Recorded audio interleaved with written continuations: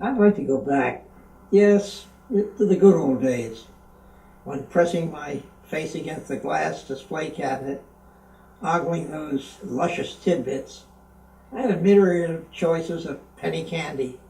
I never even imagined an anemic Hershey bar for $2, or a 25-cent ticket to a comfortable seat in the neighborhood vaudeville show, where the comic got his laughs from one-liners without nary an expletive, and without having to toke up for a concert in a bruising amphitheater, listening to ear-splitting music jargon from a rusty throat jumping jack who would have gotten the hook from Major Bose. Now you might say that I'm just an old codger whose finger doesn't fit into an iPhone, or who can't fathom Microsoft email, but truly I did enjoy getting what today you'd call snail mail, delivered 3 times a day, 6 days a week. Yes, and then there was a season for all sports. Not the overlap that you have today, surfing the channels to catch glimpses of the World Series, which is counterpoised against Saturday night football and the NBA. Now, talking about seasons, the neighborhood greengrocer had fresh, wholesome, seasonal food that wasn't doctored by preservatives, that have driven you, the people, to the organic section of your local supermarket. Hey, you know, doctors made house calls, and you didn't have to sit in the waiting room for 2 hours reading outdated magazines for the physician to see you for an appointment that you had made for noon. We had no Medicare then, but families took care of their own.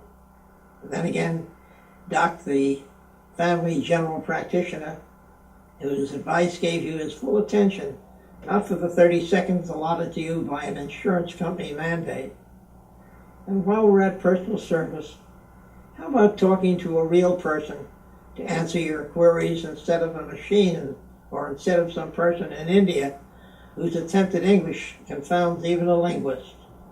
You know, I paid $10 a point at NYU. I didn't have a $50,000 or $100,000 debt when I got out. Yesterday, I paid $100 at the gas station to fill my tank. When in yesteryear, I told the attendant to fill me up for $5. I didn't have to pump the gas myself. I will have to pay about $4,000 to fill the 1,000-gallon tank for my heating. Yet it's the same gas and oil that ran my car and heated my home only a couple of decades ago. Where'd the 5-cent cup of coffee go? Starbucks sure keeps its name with its $3 cappuccino. And where did the White Castle 25-cent hamburger go? You know, a new, more fanciful hamburger was recently heralded by some snobbery at about $100 a pop. And how about that 5-cent cigar? Oh, you know, there are many scientific breakthroughs that have given us longevity and certain other conveniences. But what was the cost, and what is the cost? We've lost the personal touch in our lives, the feel that someone who cares. We've given over our lifestyle to the machine and their robotic answers. You know, maybe I'm getting old.